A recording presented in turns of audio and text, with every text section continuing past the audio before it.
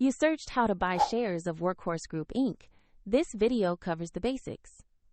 Workhorse Group Inc. is an electric delivery vehicle and logistics technology company listed on NASDAQ under the ticker WKHS, and this is educational content, not financial advice.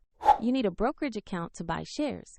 We'll use eToro as an example to show the steps. After you register, you will be asked to verify your account, usually with an identity document, and to add funds before buying. Use the platform search box and type the ticker WKHS to find Workhorse Group Inc. Make sure you select the NASDAQ listing that matches the company name.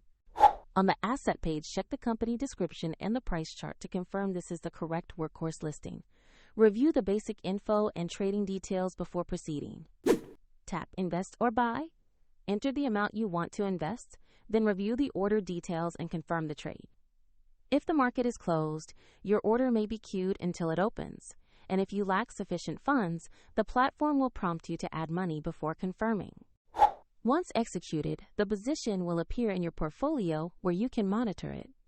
For convenience, the eToro link is in the description if you want to open an account.